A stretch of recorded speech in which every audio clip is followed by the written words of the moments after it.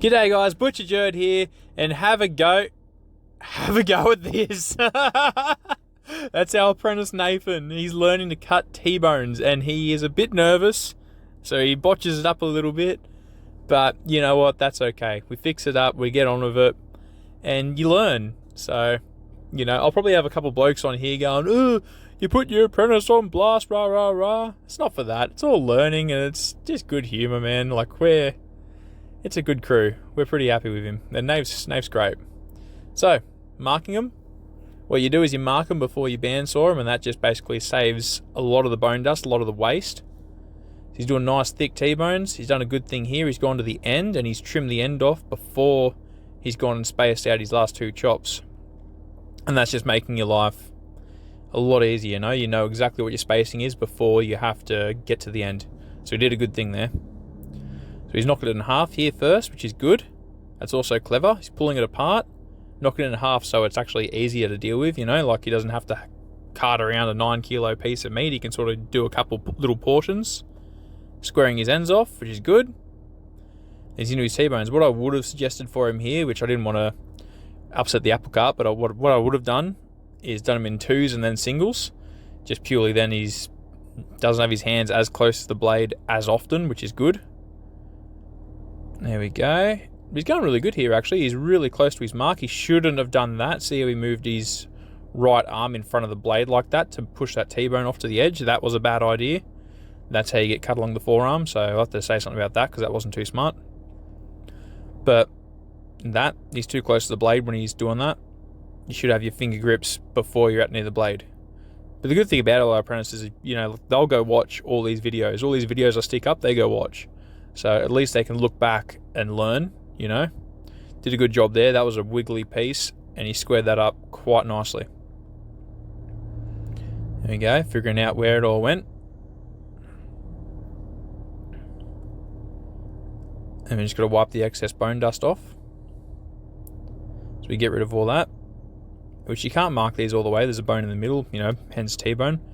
So you get the bit of bone dust around that middle bone there, which you can't mark. So we go back through, we wipe all that off, clean it up.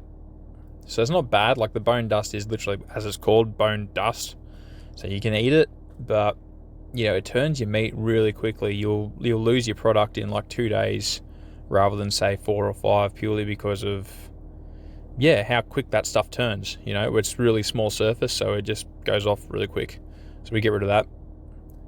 There we go. It's a really good looking T-bone, actually, and he did a good job cutting that. He honestly did.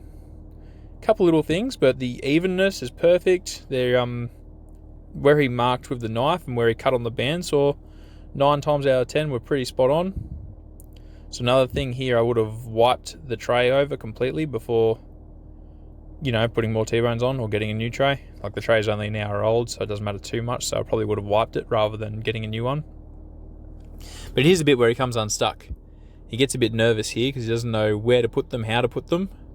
So he's concentrating, but he's starting to lose it, which is fine. We put him under pressure. I put him on, you know, I put a camera in front of his face. He was going to trim that one up, then he decided not to, then he decided to, which is good. There's a bit too much fat on that one and the one next door to it, so hopefully he does both of them. But yep, that was what he was supposed to do too. And there we go.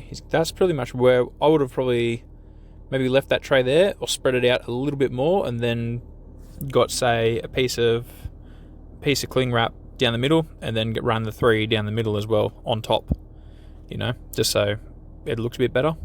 But he tries to squash them in here, and he was saying when he was doing this, he's like, I don't like this, I don't like where it's all sitting, and you know, he knew it, he didn't like the presentation of it, which is good. So Reese comes to save the day in a second, I think, because he couldn't quite get it where he wanted to. So what Reese was suggesting was to do a flat tray first, so 4 or 5 down flat. Yeah, see, he's lost it. He's like, help me, Reese. But yeah, he would have done like 4 or 5 flat and then 4 or 5 on top sort of thing. Which is what Reese is up to here. So that one's a bit too fatty, Reese is telling him, which is good. Trim that up. Lovely. But there you go. This is how we teach anyway. Trial, learn, redo, and just keep on going until you get it right. And you see that? Getting a bit of a wrap. Reese is a bit flustered here too by the look of him. There we go, squash it in. Bit of a wrap. And then the next layer on top. Now why we're doing that is just to solve, like if you put meat on meat and you pull one away, it's going to be really brown where they were touching.